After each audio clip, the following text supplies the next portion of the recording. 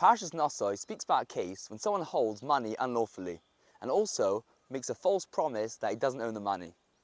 The Pasuk tells us, V'hisvadu, and they confess for this.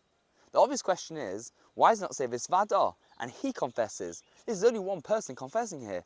So why does the Pasuk use a plural term of V'hisvadu, and they confess? Let's say over the following answer. One of the cases of someone holding money unlawfully is when he borrows money from someone and he denies that he owes the money, leading him into making a false promise that he owes the money. The Gemara in Bava Metzias tells us, Lifnei iver lo yisov michshol. In front of a blind person, don't put a stumbling block. The lender should always make sure there's a witness there when he lends the money over, not to give any temptation to the borrower to deny that he owns the money. So this is why the Pasuk says, V'hisvadu, and they should confess. Because also the lender to blame for putting a stumbling block to the borrower by not making sure that there was a witness here in this case. And this is why the Pasuk uses the plural term of V'hisvadu. What we can see from this is that if someone helps and assists someone to do something wrong, he's also held accountable and he needs to confess that he wouldn't do this in the future.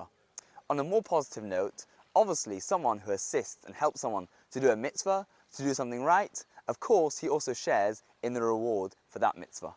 There was once a bacher called Avadia, and he turned up to Rosh Yeshiva, Reb Ezra Atiyah, and he told him, unfortunately I need to leave Yeshiva because my father wants me to help him and work for him in his shop. When Reb Ezra found this out, he straight away went to Avadia's father and tried to convince him and persuade him to let Avadia stay in Yeshiva. But he wasn't successful. The next morning, Avadia's father turned up at his shop and he saw that Reb Ezra was there, and he was completely shocked and surprised. And he asked him, "What are you doing here?" Which Reb Ezra replied, "You said you want to help in the shop? I don't want Avadia to work in the shop. I will take the position and work in the shop, and I'll let Avadia stay and learn in Yeshiva."